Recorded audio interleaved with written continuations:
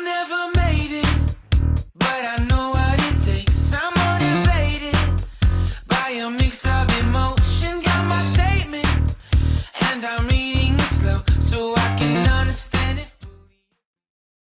Boa tarde, hoje então o nosso segundo encontro da unidade curricular de Química Analítica e Instrumental. Na última sexta-feira, foi o nosso primeiro encontro, onde nós falamos sobre uma introdução à química analítica. Só um momentinho, que eu acho que ele não compartilhou. Bom, então, deixa eu pegar aqui Quando nós começamos na semana passada, nós explicamos que essa é a página do Moodle, na qual nós vamos colocar todos os materiais referentes à parte teórica da química analítica e instrumental. Então, aqui, química analítica e instrumental, a página, né, é o Moodle, está aqui em cima, né, moodle.ifsc.edu.br, tá? E aí, se você não consegue chegar aqui, vai em todos os cursos, procura lá o Campus Urupema, clica em Campus Urupema, ele vai abrir a página do nosso campus, onde tem esses cursos, vai lá em cursos de graduação, tecnologia em alimentos. Então, quando ele entrar em tecnologia de alimentos, ele vai ter algumas unidades curriculares ali já listadas. A nossa é química analítica e instrumental, né, alimentos, módulo B. Então, nós entramos na página do nosso curso, da química analítica. Então, aqui na primeira página, onde diz aqui orientações, ele vai trazer as informações necessárias, o plano de ensino, tem aqui um mural de aviso, quando eu colocar um aviso, vai uma mensagem para os e-mails institucionais de vocês, ou seja, aquele e-mail aluno.ifsc.edu.br, que todos têm. E aí, tem um fórum de dúvidas, caso vocês queiram tirar alguma dúvida, você vem aqui, cria um tópico, automaticamente vai uma mensagem para mim, e aqui o roteiro de estudos. Na aula passada, nós falamos sobre o livro didático número 1, que fala sobre uma introdução, uma atividade que fecha hoje. Eu quero pedir desculpas, porque ela fechou no dia 9, porque eu tenho a disciplina também no Viticultura e Enologia, já arrumei, então, até às 23h55 de hoje, você pode fazer o envio da atividade número 1. E teve a webconferência do dia 4. Então, hoje, dia 11, nós estamos na nossa webconferência, nós vamos falar sobre o laboratório de análise e nós vamos falar sobre a atividade que abre hoje e vai até o dia 18, que é semana que vem, a nossa próxima aula. Então, vejam, né, vamos voltar lá, vamos para o estudo 1. Lá no estudo 1, como eu falei para vocês, ele dá aqui quantas horas, mais ou menos, é um mínimo, né, que você tem que dedicar. Aqui está o livro que vai falar sobre essa introdução. E aqui, vejam, já tem, inclusive, a gravação da aula, foi postada aqui, para aqueles que perderam a aula passada, e aqui tem a atividade. Um material complementar para reforçar os conteúdos aqui. Então, quando você entra aqui no livro, ele vai abrir esses 7 capítulos, onde você vai ver o que é química analítica, né, que se divide em analítica qualitativa e quantitativa. Tem aqui uma leitura complementar, falando sobre a história da análise química. Depois, qual é a importância dessa química analítica, tanto que ela é tida como central, né, para as outras ciências e até mesmo para as outras áreas, né? Entre elas a agricultura, onde tem agronomia, ciências dos animais, ciências da produção, ciência dos alimentos, a qual vocês fazem parte, horticultura, ciência dos solos. Então, a química analítica é uma ferramenta muito importante para as demais ciências. Fala sobre a classificação das operações, amostragem, preparação da amostra, operações preliminares, operações físicas preliminares, operações químicas preliminares, operações em amostras inorgânicas e orgânicas, operações, reações nas amostras, determinação analítica,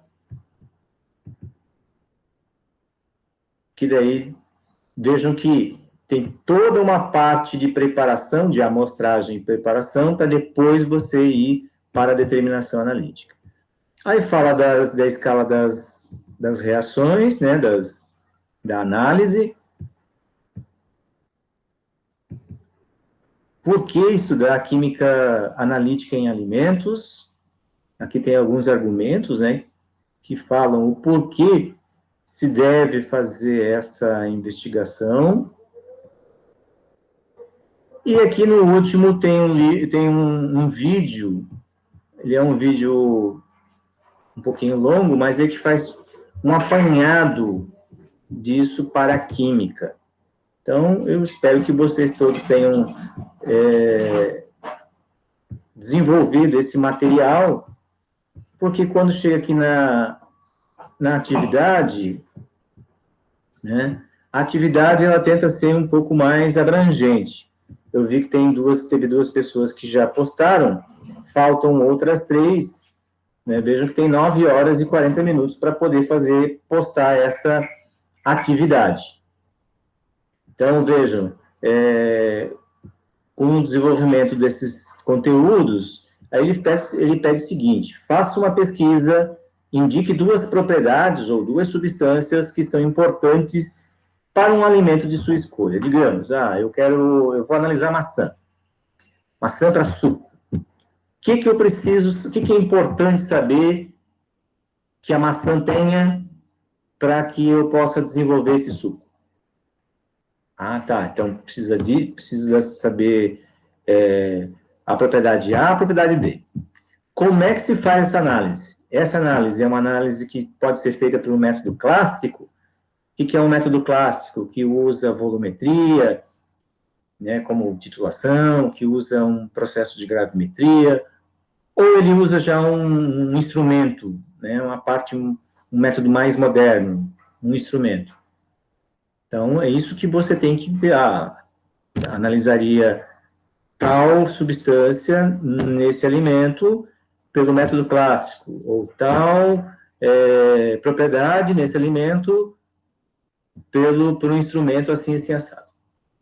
Então, é uma coisa bem simples, tá? E deve ser postado até o final, até as 23 horas e 55 minutos de hoje. Professor, eu não consegui postar. Lógico, pelo mundo, eu tenho um controle de quantas horas ou quanto tempo foi dedicado para esse estudo, e aí eu vou avaliar. Vejam bem, nós temos 10 estudos, que são a parte teórica da química analítica. Então, eu dividi em 2 provas, se fossem presenciais, nós teríamos 2 provas e os relatórios das aulas práticas. Como nós estamos à distância, a aula prática não vai acontecer. Então, as 2 provas, elas vão ser divididas pelo número de atividades que serão desenvolvidas durante os estudos. Então, os 5 primeiros estudos têm 5 atividades. Essas 5 atividades correspondem à avaliação 1. Se, ao final dos 5 estudos, primeiros estudos, você não alcançou, pela média desses 5 estudos, né, dessas 5 atividades, a média 6, você terá, né, a possibilidade de fazer uma recuperação. Só que a recuperação vai ser uma prova com todos os conteúdos dos 5 estudos. Tá? Então, é bom deixar bem claro, porque aí as pessoas acham porque nós estamos trabalhando à distância e porque meio que foi atropelado o primeiro semestre, as coisas vão continuar da mesma forma. Não. A gente aprende com os erros e por isso que nós estamos aqui usando o Moodle, né, para, digamos assim, tornar o nosso estudo mais dinâmico, diversificado, né, e também mais proveitoso. Claro, você tem que ter um protagonismo maior, tá? Então, eu espero que fique bem claro, né, porque tem que haver um comprometimento. Eu já percebi, teve gente que nunca acessou os materiais. Com certeza, ele não vai fazer atividade, né? Bom, hoje nós vamos para o estudo 2. Então, vamos lá. O que nós vamos ter no estudo 2? Nós vamos falar sobre o laboratório. Quando se fala em laboratório de análise, tem alguns aspectos importantes que nós temos que trabalhar. Primeiro, que ele é um lugar diferenciado. No nosso caso, lá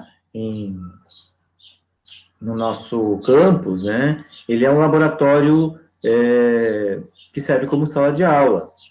Apesar de ter pessoas que fazem pesquisa, ele ainda continua sendo um laboratório escola, onde nós vamos lá para aprender ou desenvolver habilidades que são requeridas dentro do curso de vocês. Então, a gente precisa entender como é que funciona esse laboratório, como é que funciona essa sala de aula diferenciada. Então, nós estamos aqui hoje, né, fazendo a webconferência. Vai ter uma atividade e tem aqui um material de leitura complementar. Quando nós temos leitura complementar, é um material de apoio, tá? Por exemplo, aqui é uma apostila de laboratório, que vai trazer quais são os materiais, qual é a conduta que se deve ter dentro do laboratório, vai trazer algumas experiências. O importante aqui é focalizar no quê? Nas regras de conduta do laboratório e nos materiais que são utilizados, dos equipamentos que são utilizados dentro de um laboratório. Então, entrando aqui no livro, você vai encontrar aqui, falando um pouquinho de um laboratório de análise, né? Aqui tem uma foto mostrando, né, as pessoas, vamos ter suportes, equipamentos, bancadas, vamos trabalhar com reagentes, vidrarias, né, materiais eletrônicos. Então, ele é um lugar que apresenta, né, uma quantidade de recursos dos mais variados, desde os recursos mais simples, como a vidraria que se utiliza, até os recursos mais sofisticados, como certos equipamentos que dão medidas diretas. Então, o laboratório, ele vai constituir um setor de grande importância, seja ele numa instituição de ensino, numa instituição de pesquisa, numa indústria, não importa que tipo de análise possa ser realizada. Ele é muito importante. Por quê? Porque ele vai oferecer, por ser diferenciado, alguns riscos na área de segurança e medicina do trabalho. Por quê? Porque a gente manuseia materiais que possam ser tóxicos, né? Muitos reagentes químicos são tóxicos. Trabalho com fogo, né? Com gases que a gente precisa para aquecer determinadas misturas. Trabalha com eletricidade. Então, a gente tem que, muitas vezes, com agentes biológicos, como nos laboratórios de microbiologia. Então, a gente tem que tomar cuidado, e principalmente primar pela segurança. A segurança no laboratório, ela é fundamental. Então, por isso que a gente tem essa parte no estudo. Aqui fala sobre as normas de segurança, coisas básicas, né? Onde, principal, evitar brincadeiras no laboratório. O laboratório, como eu falei, ele é uma sala de aula diferenciada, e por ser diferenciada, você tem que ter uma postura condizente com o local que você está. Por quê? Porque tem presença de substâncias inflamáveis, explosivas, em muitos casos, material de vidro delicado, materiais com um preço, às vezes, bastante elevado, né? Então, a gente tem que manter uma disciplina e boa educação. Além disso, por tratar de local onde pode se manusear material tóxico, então é um local que não se recomenda fumar, beber, comer. Por quê? Porque se você leva um material que você quer comer no laboratório, você pode colocar em cima de uma bancada e você não sabe quem usou o laboratório anteriormente. Ele pode estar contaminado, a bancada pode estar contaminada. E você contamina o seu sanduíche, o seu lanche, sei lá, a sua fruta, e quando você vai comer, você vai se intoxicar. Então, por isso, uma das regras do laboratório é não beber, não comer. Fumar, então, nem se fala, né?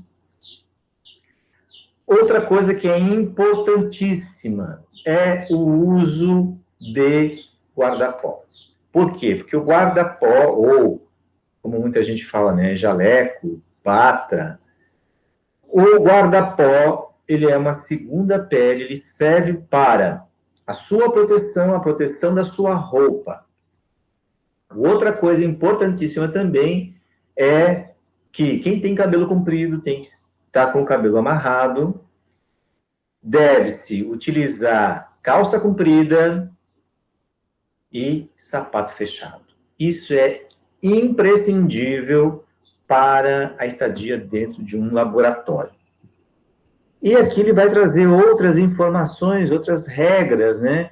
Como lavagem de materiais, como fazer determinados tipos de análise, evitar desperdício, cuidado para não contaminar soluções ou reagentes. Então, ele vai dando todas essas dicas aqui nessa parte. Vejam que tem bastante coisa, é importante dar uma boa olhada, né? Então, cuidado com as substâncias ditas ácidas e básicas, né?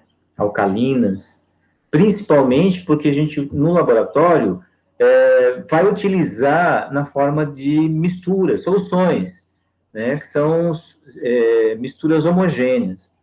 E que se essa mistura, muitas vezes, entrar em contato com mão, né? Com a roupa, ela pode provocar queimaduras. Quando é diluído, não tem tanto problema, mas mesmo assim a gente deve evitar. A segurança do laboratório, que é fundamental, por quê? Porque se manuseia fogo, então tem materiais que muitas vezes podem causar explosões, então a gente tem que tomar cuidado. Um exemplo é o gás, né? O gás de cozinha, ele pode provocar esse tipo de acidente, né? Então, quando a gente sentir que tem um vazamento, a gente para tudo, fecha e chama um responsável para poder verificar, né, o que está acontecendo. Alguns tipos de materiais, né, que a gente tem que tomar cuidado quando manusear, e a temperatura, né? quando estiver manuseando esses materiais. E substâncias tóxicas em gerais. Então, aqui embaixo foram colocados alguns símbolos que muitas vezes trazem alguns reagentes ou alguns equipamentos. Por exemplo, quando é corrosivo, quando é altamente explosivo, quando é facilmente inflamável, quando é perigoso ao meio ambiente, quando ele é comburente, ou seja, ele vai aumentar a chama, quando é tóxico, quando é irritante e nocivo, risco biológico, radiação ionizante, radiação não ionizante, alta tensão, atenção. Então, esses são alguns símbolos que nos devem dar um certo alerta, né, para ficarmos com precaução, trabalharmos com toda a segurança possível. No próximo item, então, aí já vem, se acontecer determinado tipo de acidente, como é que eu vou proceder? Então, aqui ele vai falar, né, sobre isso. Oi, alguém falou alguma coisa? Professor, uma dúvida aqui. Eu não sei se tem algum problema, eu estou acompanhando aqui pelo Moodle, que a tela está maior. O que é essa radiação ionizante? O que seria? Radiação ionizante é quando... Não é igual de bomba atômica, não, né? Tem a ver. Na verdade, é que muitos equipamentos utilizam determinados materiais que são radioativos. Então, eles podem emitir essa onda ionizante. Não necessariamente só materiais radioativos, mas existem certos equipamentos, devido à alta tensão elétrica que ele utiliza, ele pode gerar radiação ionizante, tá?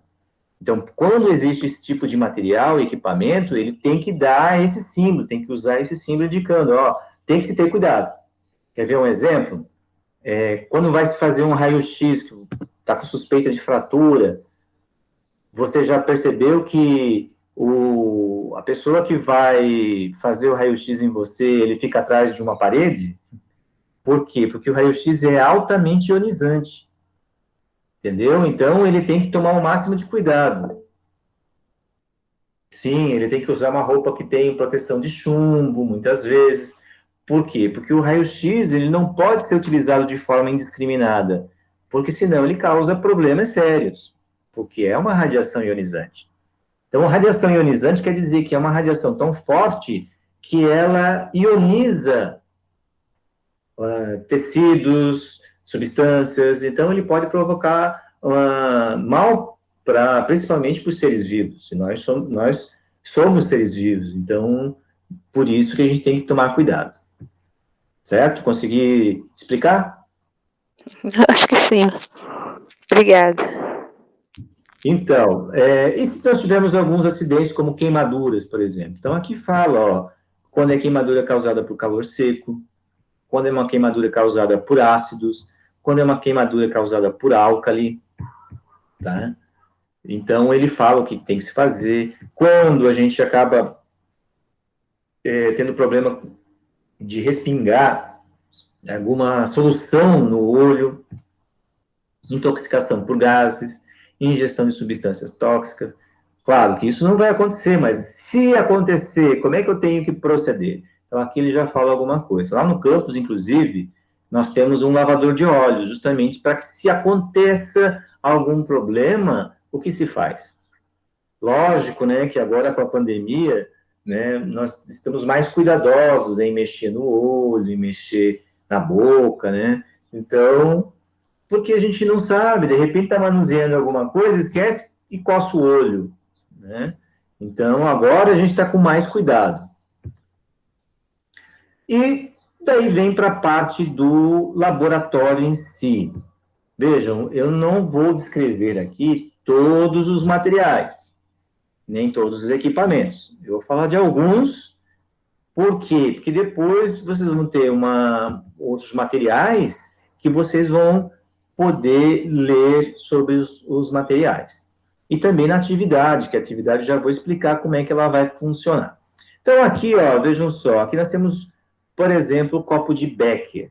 O copo de Becker é um recipiente onde geralmente nós utilizamos como para manuseio de líquidos, soluções, ou até mesmo para poder fazer reações, misturas, né? Nós temos dos mais diversos tamanhos, mas vejam, muitos têm uma escala. Essa escala é justamente para a gente medir mais ou menos, porque ele não tem uma precisão muito grande. Aqui embaixo, nós já temos dois outros equipamentos de vidro. Um é o copo de Erlenmeyer, que é muito utilizado, principalmente num processo chamado titulação.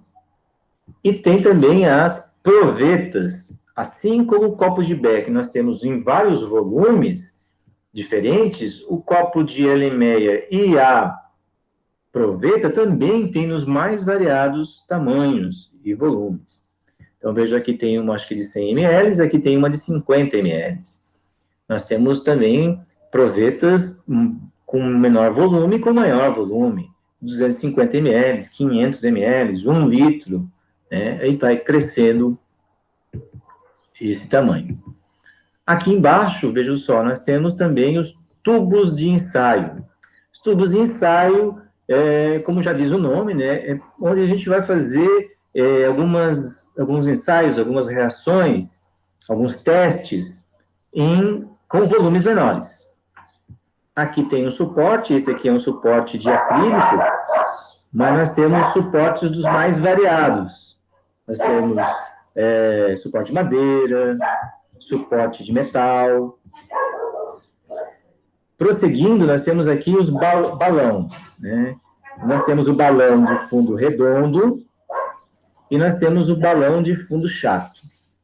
Os balões, eles são utilizados em muitos sistemas que a gente acaba montando para separação, para fazer reações. Aí aqui nós temos também o suporte, veja só, o suporte que a gente chama de suporte universal, onde a gente, através do uso de garras metálicas, a gente consegue segurar esse material, né? Seja balão, seja destilação, colunas, né?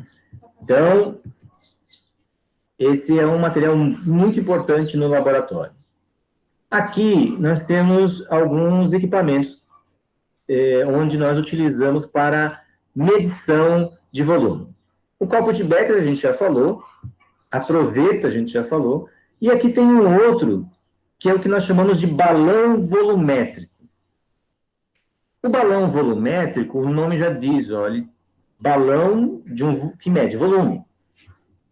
Só que vocês podem perceber, ele não tem escala, mas ele tem uma faixa que é justamente padronizada para um volume específico. Então, esse menor aqui, provavelmente, é um balão volumétrico de 250 ml. Isso, onde que tem um menisco. Esse menisco indica um volume específico. Então, nós temos aqui, provavelmente, 250 ml, aqui de 500 ml. Existem balões volumétricos menores e existe um balão volumétrico maior, como de 1 litro. Vejam bem, quando eu falo em volumétrico, ele é preciso, tá? Por quê? Porque ele vai estar calibrado para aquele volume. Então, a variação vai ser na segunda ou terceira casa, depois da vírgula. Por exemplo, 250 ml. Então, ele vai medir 250 ml, mais ou menos 0,001, 0,1, tá? de erro, para mais ou para menos. Diferente da proveta. A proveta, ela tem uma graduação, ó. Aqui deve ser de 1 em 1 ml. A proveta já não é tão precisa quanto o balão volumétrico. Por quê? Porque ele mede volumes diferentes. Então, ele vai apresentar um erro um pouco maior do que um equipamento volumétrico. Aqui embaixo, então, mais um exemplo do suporte universal, né? Então, vejam que ele geralmente é metálico. tem uma haste, onde nessa haste a gente coloca aqui as mufas, as garras metálicas ou argolas, dependendo do sistema que nós vamos montar. A argola, geralmente, é quando eu quero usar um funil. As garras, quando eu quero montar um equipamento de vidraria, uma bureta, que é um equipamento também de medição. Então, dependendo do sistema que eu vou desenvolver, eu uso um ou mais suportes universais com essas garras metálicas. Aqui nós temos, então, o que a gente chama de pipeta, que são pipetas, micropipetas, que são automáticas. Você calibra o volume delas, bota um volume certo ali, e ele tem uma ponteira que vai aqui, e você consegue medir o volume especificado. Vejam, eu não falei das outras pipetas, né, as pipetas de vidro que nós temos. Nós temos pipetas graduadas, que já são para volumes maiores, de 1 até 10 ml, 20 ml, 30 ml, 50. E tem as pipetas volumétricas, assim como o balão volumétrico, que mede um único volume, as pipetas volumétricas também medem um único volume. Existem pipetas volumétricas de 10 ml, de 25 ml, de 50 ml. Tá? Então, ele mede o mais preciso possível esse volume, porque ele é calibrado para um único volume. E essas micropipetas também são extremamente precisas na hora de você coletar esses volumes.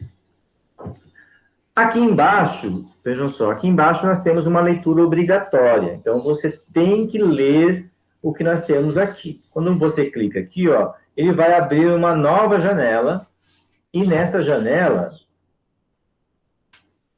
olha só, ele vai abrir, está indexado um documento, e ele vai trazer aqui um material, ele já vai abrir. Enquanto isso, né? Aqui, ó. Que ele vai falar dos mais variados tipos de vidrarias e de alguns equipamentos que nós temos aqui. Aqui fala da pipeta graduada, né? Aqui dos mais variados da proveta. E dá para que é usado. Então, fala aqui dos mais variados, bureta, né, que eu tinha citado. Então, aqui fala da grande maioria desses materiais. Das escovas, que muitas vezes a gente usa para limpar os equipamentos, termômetro, bastão de vidro, furador de rolha, então, espátulas. Então, ele vem, aqui tem esse material. Tá? Deixa eu voltar lá para o nosso... E além desses materiais, né, tem alguns equipamentos que são fundamentais no laboratório de análise. Por exemplo, balança. Essa aqui é uma balança dita seminalítica. Essa tem uma casa após a vírgula. Nossa, lá no laboratório, tem 2 casas após a vírgula. E além da balança seminalítica, nós temos a analítica. A analítica já tem 4 casas após a vírgula, quer dizer, ela é o mais preciso possível. Ela tem 4, pode medir até, quero ver, grama, micrograma, décimos de micrograma, quase centésimos de micrograma ela pode medir. Então, é muito preciso. Geralmente, a gente usa esse tipo de balança quando a gente quer fazer uma solução extremamente precisa para fazer um determinado tipo de análise. Aqui embaixo nós temos uma chapa aquecedora. Essa chapa aquecedora, dependendo do modelo, ela só serve para fazer aquecimento. E, em alguns casos, ela pode também servir para agitação magnética.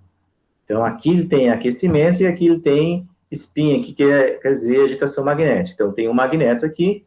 Quando você coloca o seu copo de Becker aqui em cima, dentro você coloca o que a gente chama de peixinho. É um ímã revestido com material não reagente, que quando você aplica o campo magnético, ele começa a girar lá dentro, deixando a sua mistura homogênea. Então, além do aquecimento, tem também a agitação magnética. Outro equipamento que nós temos lá é um pouquinho diferente do que esse, né? O nosso é um pouco maior, não é tão reduzido, é o que a gente chama de centrífuga.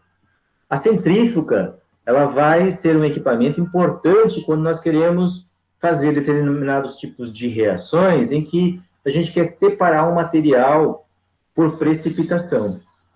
Então, eu faço uma reação, essa reação vai precipitar, deixar insolúvel um constituinte dessa solução, e depois, pela centrifugação, pela ação centrífuga, né, porque ela faz um giro bem rápido, o sólido se deposita no final e eu consigo tirar o sobrenadante, o que é a solução que eu quero separar do sólido. Dependendo do que nós estamos fazendo, o tipo de análise, o importante é o precipitado, ou em outro pode ser o sobrenadante ou a solução.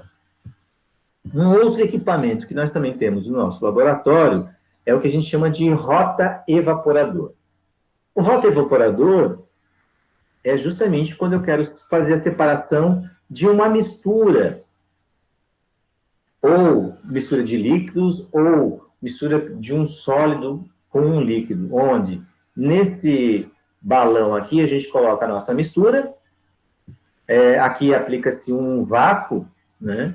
E posso usar um banho-maria para reduzir a temperatura, para não ser tão agressiva, né? Que possa destruir o nosso material de interesse. Então, com a aplicação de vácuo, ele facilita a evaporação do líquido mais volátil. Então, você recupera o líquido mais volátil aqui, e lá você fica com o menos volátil, com a parte sólida. É muito utilizado em laboratórios. E um outro equipamento que nós também temos é o que a gente chama de espectrofotômetro UV-Vis.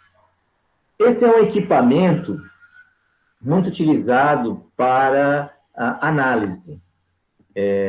Isso tanto para alimentos como para viticultura e enologia.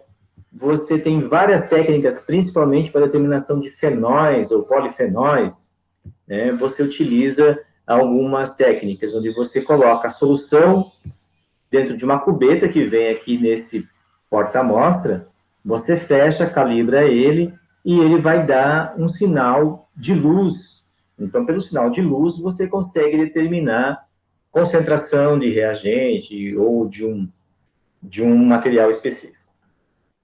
Veja, eu não falei de todos. Nós temos ainda no nosso laboratório outros equipamentos. Temos equipamentos como estufa, temos que mais? Shaker, né? O que é um shaker? É para fazer a agitação das suas amostras, dos seus líquidos, das suas misturas. Nós temos também capela. Capela é um lugar onde ele fecha, né? Você pode trabalhar de forma segura com exaustão para que, se tiver liberação de vapores, você não inale esses vapores que podem ser tóxicos. Então, você fica protegido e consegue manusear esse material, e os vapores, eles são sugados por uma bomba e liberados na atmosfera. Então, veja, eu peço a vocês que leiam com atenção esse material, tá? Leiam com atenção aqui, né, o nosso livro sobre o laboratório, porque aqui tem também uma leitura complementar, aqui vai complementar aquele estudo que a gente colocou no livro. Vejam que é um livro pequeno, né?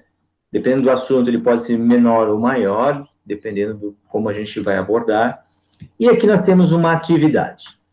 Vejam, na primeira atividade, você tem que enviar um material. Esse material aqui, ele é um pouco como o vamos dizer assim, o Wikipédia. Vou mostrar para vocês, ó. Vou entrar aqui no material, na nossa atividade 2. Ele vai entrar aqui nessa página. Olhem bem, aqui nessa página tem aqui equipamentos e utensílios. Vou entrar em mapa. Então, aqui no mapa, ele vai... Essa aqui eu tentei apagar e não consegui. Então, vejam que tem aqui, ó. Eu coloquei Jailson de Jesus. Então, vejam só, o que vai ser a nossa atividade? Ela é uma atividade colaborativa, onde o objetivo é você pesquisar os utensílios, os materiais que são utilizados no laboratório, e, no mínimo, você cadastrar aqui 6. Você vai criar uma página, já vou mostrar como é que funciona. Eu peguei aqui como exemplo, eu coloquei o meu nome, por quê? Porque precisa identificar, né, quem é que está fazendo. Você vai criar uma página, e eu aqui coloquei, ó, por exemplo, almofariz com pistilo. Então, para que serve esse almofariz? Botei uma foto aqui embaixo. Ele é confeccionado normalmente em material cerâmico, ou em vidro, ou em outro material mais resistente. É utilizado para trituração e maceração de sólidos em pequena escala, a fim de diminuir o tamanho das partículas, facilitando a dissolução em meia coisa. Então, você vai colocar qual é o material utilizado, para que serve ele, e vai colocar uma foto. Cuidado quando usarem fotos de sites, tá? Porque é sempre bom colocar a fonte, da onde veio. Eu peguei aqui do InfoEscola, Química e Material de Laboratório. Então, botei uma legenda onde digo o que é esse material e a fonte de onde eu tirei. Ah, professor, mas como é que eu vou fazer isso? Veja, estou aqui na página do Jailson, né? Como é que você vai fazer? Você vai ver aqui do ladinho, ó, está falando justamente dessa nossa tarefa, materiais de laboratório. Aqui diz, ó, criar nova página. Eu vou clicar aqui, ó, o que vai aparecer. Ele vai aparecer isso. Então, nova página. Como é que vai ser o título? Eu vou criar aqui só para vocês verem como é que funciona. Vou colocar aqui, ó, Jailson... Não, vou colocar Jesus 2. Eu tenho Jailson de Jesus, eu botei Jesus 2. Formato HTML, criar página. Ele vai entrar, ó, então ele criou essa página, no caso você vai colocar o seu nome, e ele vai estar aqui, ó, formato HTML, está aqui. Ah, professor, mas eu vou escolher esse aqui. Então, por exemplo, eu vou fazer uma pesquisa aqui, ó, vou pegar aqui a página do Google, só para mostrar para vocês, e vou colocar aqui, ó, por exemplo, eu vou colocar copo de Becker, ó, até já tem aqui, copo de Becker. Vejam que tem vários tipos, tem o de plástico, tem o de vidro. Eu vou pegar esse aqui, ó. Gostei dessa imagem. Então, eu vou... Opa, aqui. Tá aqui, ó. Tá vendo? Vou clicar nela, porque daí ela vai abrir a página da onde tá. Ó, InfoEscola. Vou esperar ele abrir.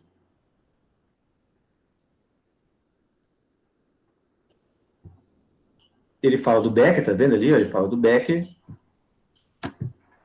Posso vir aqui, ó, clica, copiar imagem, aqui, ó, copiar imagem.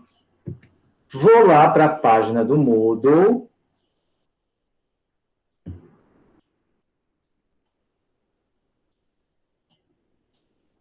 Vou lá para a página do Moodle.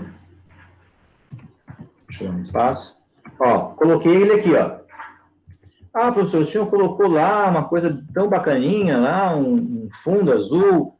Aqui, ó. Opa, deixa eu ir devagar. Se ele tiver só uma barrinha, clica aqui que ele vai abrir, ó. Ou ele fecha, ou ele abre mais recursos. Deixa eu clicar aqui. Aqui, ó, do lado do estilo, tem o que a gente chama de templates. O template, ele tem várias formas, leitura complementar, leitura obrigatória, destaque azul, destaque padrão. Por exemplo, se eu botar o destaque padrão, ó, ele dá um título e dá um texto. Então, eu vou inserir. Qual que é o título? O título é o equipamento que você está colando. Então, no meu caso aqui, vou botar aportuguesado, Becker. Faltou o acento. Becker. Para que serve o Becker? Ah, utensílio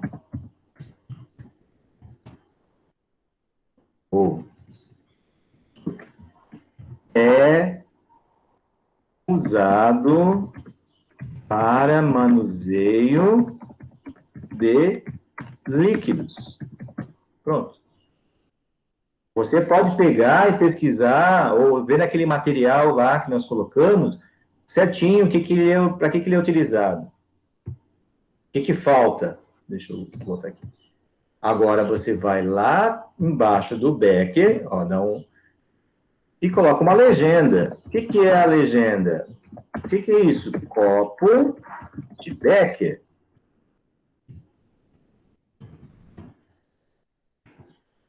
Fonte. Da onde que eu tirei isso? Aí você volta lá para a página e vai selecionar ali, ó, info escola, dá um Ctrl+C, o endereço lá, o endereço na internet. Volta lá. Pronto, ó, ele colou. Ah, professor, quero colocar centralizado. Seleciona. E aqui, ó, que diz, ó, centralizado. Você pode fazer no mínimo 6, tá? Mas você pode fazer outros. Vem aqui, pode pré-visualizar ou salvar. Vamos ver como é que ficou. Aqui, ó. Becker é usado para manuseio de líquidos. Tá aqui a foto, tá aqui a referência. Ah, legal, gostei. Ah, ou então, se você achar que tá com pouca informação, você pode vir em comentários, ou você pode olhar, que legal. Você pode comentar. Vou adicionar um comentário. Legal. Gostei deste equipamento. Sei lá, estou colocando só para vocês verem. Essa tarefa, gente, tá? Aí salvei. Ó, aparece aqui o comentário, ó. Eu, como coloquei o comentário, eu posso apagar. Mas, vou voltar lá, ó. Voltei para a página Jesus. Depois, como todo mundo vai montando as suas páginas, quando eu clicar em mapa, ó, ele vai aparecer, ó. Como os dois são com J, ele está no J. Depois vai ter a Patrícia, depois vai ter a Amanda, né? E assim por diante.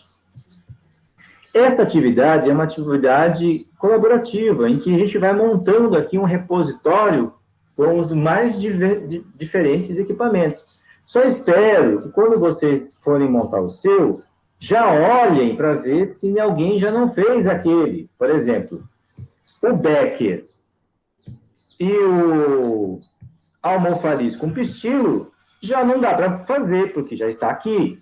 Vocês vão ter que escolher outros equipamentos. Certo? Então, essa é a nossa tarefa. Lembrando, você entra aqui, ó, estudo 2, laboratório, materiais, laboratório, criar nova página. Ah, professor, mas eu coloquei só um. O que eu faço? Aí você pode vir em editar. Por exemplo, se eu clicar aqui em editar, ó, ele vai abrir aqui, ó, a página que eu estou. Clica na sua página, depois clica em editar, e aí você pode continuar editando a sua página.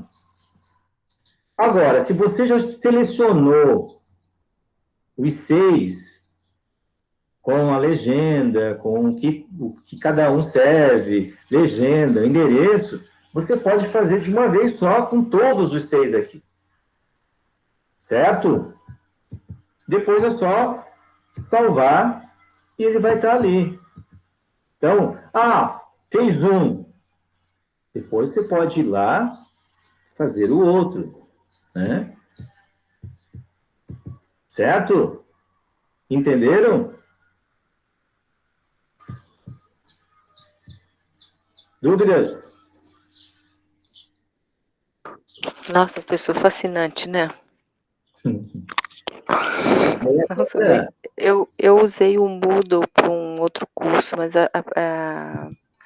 não foi tão explorado, aí eu não tinha mexido nessa parte aí que você explicou agora, né? O Moodle tem várias ferramentas que são fantásticas, né, para a gente trabalhar. Então, ó, eu peço a vocês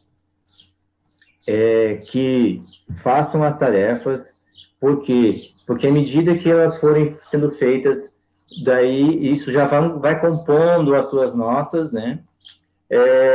Eu vou dar sempre um feedback, tá?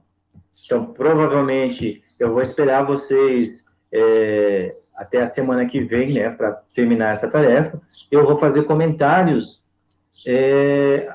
se você cumpriu ou não cumpriu.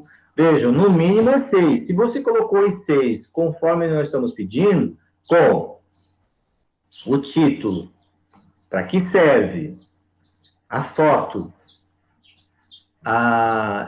o endereço da onde você tirou, né, a legenda e a fonte, se colocou os 6 ali, já é 10. Tá? Esse é o mínimo que você tem que colocar aqui dentro, criar a sua página, colocar aqui dentro, que já vale 10. Se você gostou e quer colocar mais para colaborar, tranquilo, né? Você pode colocar. E é bom, exercita, né? E ajuda também na compreensão, porque o objetivo é conhecer os equipamentos e materiais. Vejam, eu só coloquei material, né? Almofariz, o copo de Becker. Mas você pode colocar, por exemplo, estufa. Para que serve uma estufa no laboratório de química? Para que serve um shaker? O que mais? Uma capela? Então, isso são ideias que vocês podem utilizar. Deixa eu voltar aqui lá para a nossa página. Então, aqui, ó, tem um material de leitura complementar, que é uma apostila, como eu falei. Aqui também tem vários exemplos que vocês podem utilizar. Eu coloquei fotos ali, vocês viram, mas pode ser imagens também. Quer ver? Ó, deixa eu voltar lá para a página do Google. Aqui eu acho que vai aparecer praticamente fotos, mas pode ser imagem também. Quer ver? Ó?